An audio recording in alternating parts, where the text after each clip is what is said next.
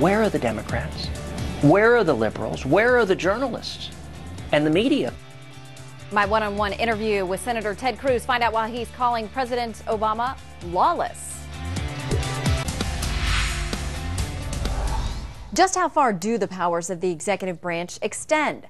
Tomorrow, the Supreme Court will consider the constitutionality of one of President Obama's attempts to expand those powers, recess appointments to the National Labor Relations Board.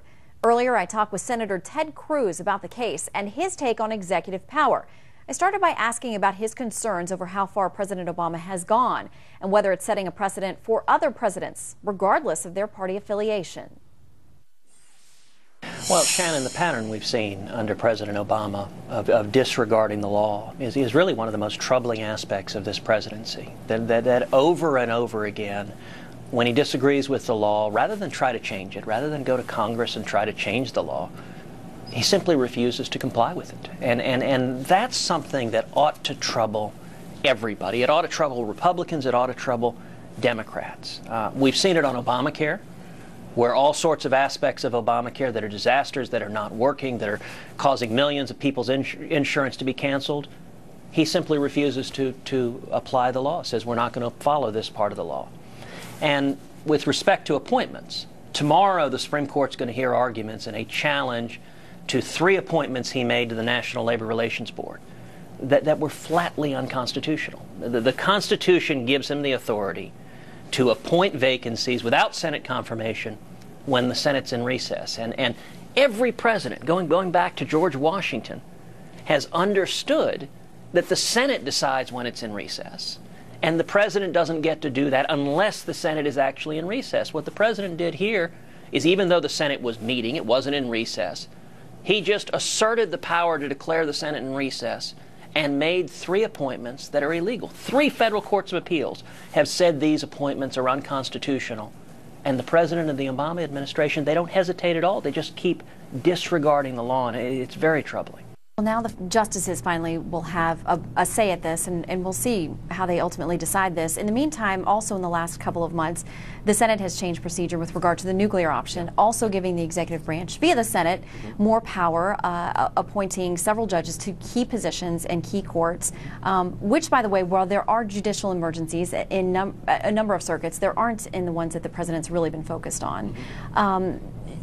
Do you see that as worrisome as well? Because, you know, critics will say presidents have these rights. They have the right to set up their own appointees, their own nominees, to staff courts. It's part of what they're called to do. And Republicans wouldn't be objecting if a Republican was in the White House. Except every one of those points is objectively false. For one thing, these 2 issues, the nuclear option and the president's lawlessness, are very interrelated.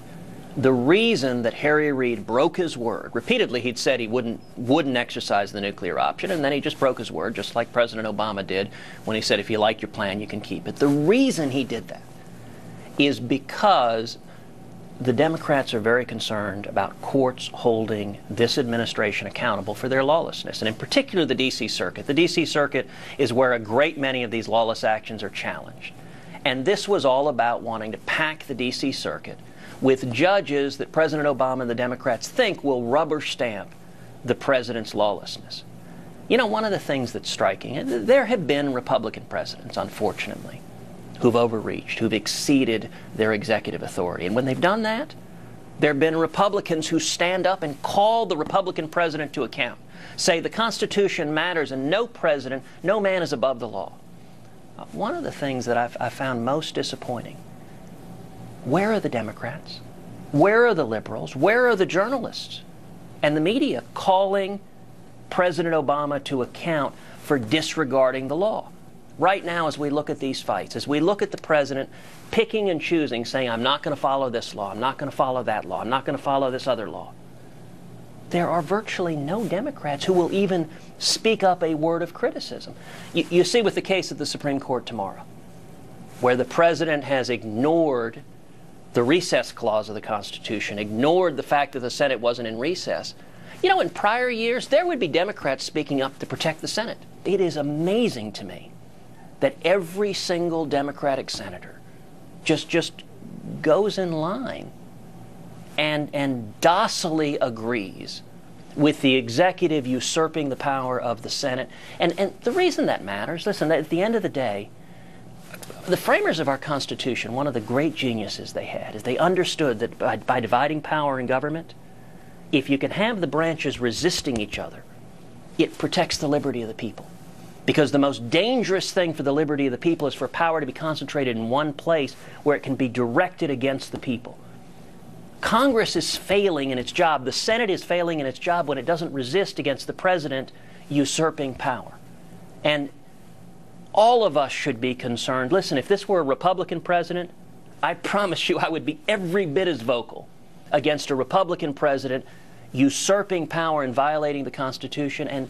And we really need to see some Democrats, some liberals standing up against an imperial presidency. We'll watch that case, and we'll continue to watch the fight on the Hill as well. Senator, thank you. Always a pleasure.